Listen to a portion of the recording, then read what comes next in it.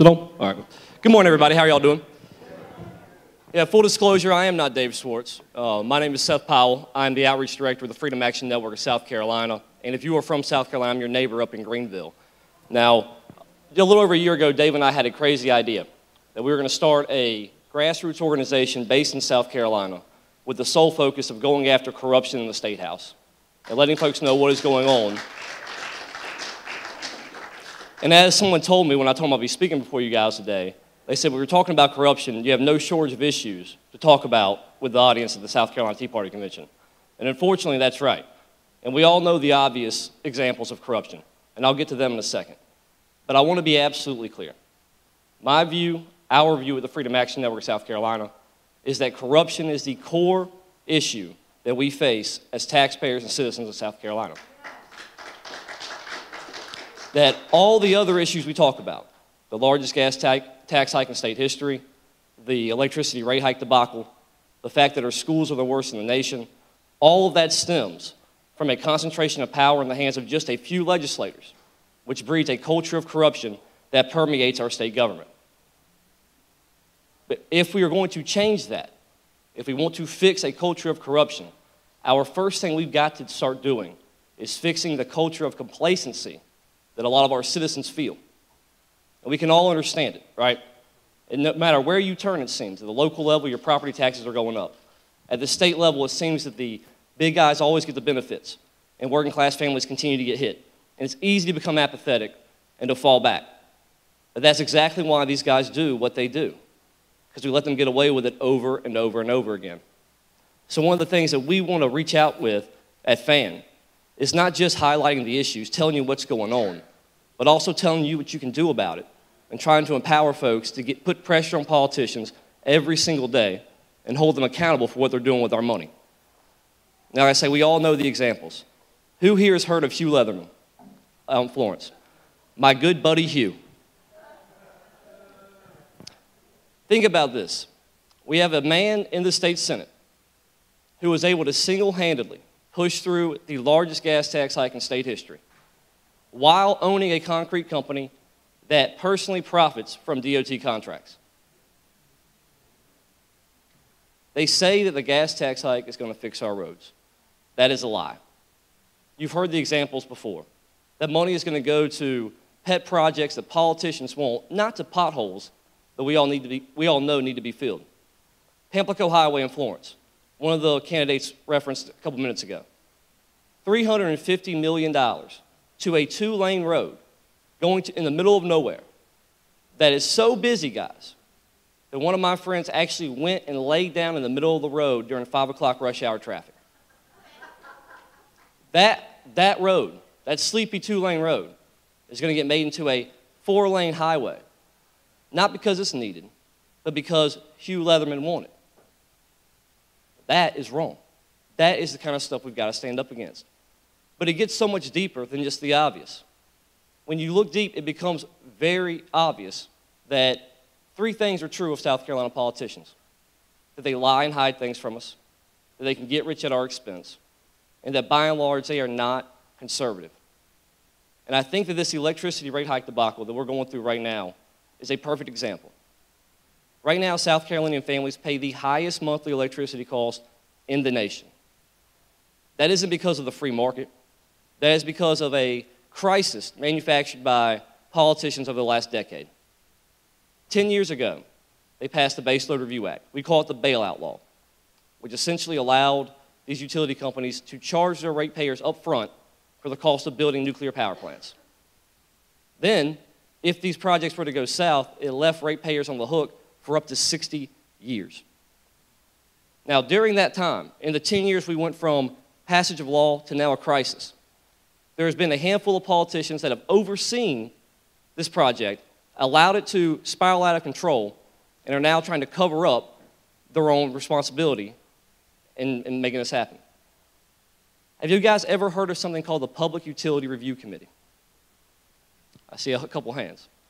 Essentially, if anyone wants to serve on the Public Service Commission, which is the entity that approves electricity rate hikes, if anybody wants to serve at the Office of Regulatory Staff, which is the agency that is supposed to be sticking up for ratepayers when utility companies ask for a rate increase. Not been doing a very good job. But if you want to serve on the Santee Cooper board, which is our public owned utility company here in South Carolina, if you want to do any of those things, if you want to have any involvement in the electricity process in South Carolina, you have to be screened and approved by the Public Utility Review Committee.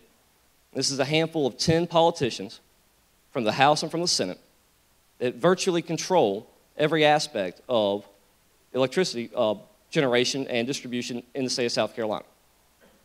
Most of them voted for the Base Load Review Act. Now that this thing has become a crisis, 6 of the members that are on the PERC board are also now on the committee investigating the rate hike debacle and also negotiating the sale of SCE&G and possibly Santee Cooper. Now let me ask you something. Would you allow a criminal to investigate their own crime scene? Absolutely not. And yet that is exactly what is happening here in South Carolina as it pertains to our electricity rates. As I say, we pay the highest in the nation.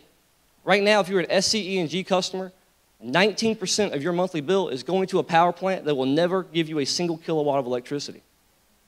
And this wasn't an accident. This was manufactured and mismanaged by a select group of politicians who are now investigating their own crime and trying to cover up what they did to us. That is the type of corruption we're talking about, and it runs deep. I'll give you one more example. There's a state senator, Paul Campbell, from the Low Country. A couple weeks ago, after having a few too much to drink, he rear-ended a lady on I-26, then got arrested for DUI and lying to the police. While handcuffed in the police car, he was mumbling into the dash cam that he's going to change the law on DUI. I'm guessing to benefit himself. Now, did I mention that Paul Campbell is the chairman of the Senate Ethics Committee? Now, if that doesn't paint you a picture of what we're dealing with in South Carolina, I don't know what will.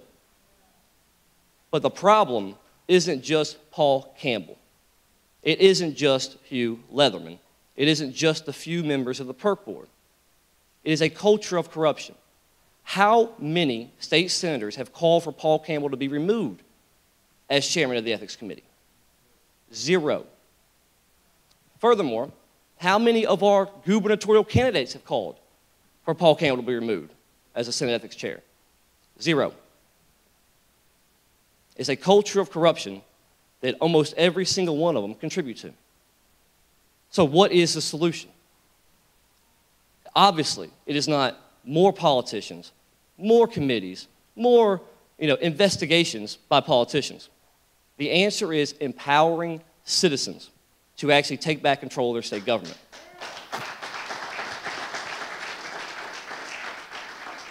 And that is what we are trying to do at the Freedom Action Network, and we call it a network for a reason. There are groups like this one all across the state. In 46 counties, there are probably 46 different Tea Parties, a bunch of different taxpayers associations, Republican women's clubs, all people that are with us. We need to start working together and focusing on the things that we can change. And before we can fix our roads, before we can fix our schools, before we can get a judicial system that is fair and balanced for everybody, you've got to go after the corruption, and it has to be a 365-day-a-year job. So we have created a simple way for anyone and everyone to get in contact with their state politicians in a matter of 30 seconds and to put pressure on them to do the right thing. We want to drain the swamp in Columbia the same way they're draining it in D.C. And I hope that you guys will help us do that. Like I say, right now we have these politicians who created the rate hike debacle investigating it. We say they need to go. They need to be removed from the committee investigating it. And if you want to tell your state politicians that they need to go, that the criminals should not be investigating the crime scene, you can take out your cell phone and text the word DRAIN, D-R-A-I-N, as in drain the swamp, to the number 52886. What that does is it gives you a bounce back text. You enter your information so it can figure out who your state politicians are, and it sends them. You can either do an email, you can do Facebook direct message, a direct tweet, however you feel best or more comfortable. Get in contact with them and put pressure on them to get these guys off the committee investigating their own crime. And furthermore, don't stop there. Check us out on Facebook. It's facebook.com/fan of SC, as in Freedom Action Network of South Carolina, fan of SC. Every day, we're posting up articles about what's going on in Columbia with your money, what kind of abuses are happening, and more importantly, giving you a way to do something about it. Whether it's holding them accountable for the gas tax hike, or putting pressure on them to actually pass a personhood bill to protect the unborn in South Carolina, or it's putting pressure to get constitutional carry so we actually can practice our Second Amendment rights. We have multiple issues that we're tackling, but the core issue that we're always fighting, that we're all up against, is the corruption in Columbia, the concentration of power, and the complete disregard for what working families need. They rather sell out to their lobbyists and their special interest groups, and that's how we've ended up with crumbling roads, with, like I say, the highest monthly electricity cost in the nation, and the worst schools in the country. Guys, this is our state, and they are robbing us blind and running us into the dirt. And it's about time we stood up and said, enough is enough. It's time to drain the swamp. Like I say, text DRAIN to 52886. And guys, thank you for your time today. I'll be around to answer questions. But let's, get mad, get motivated, and let's go make a difference in South Carolina, take back control of our government.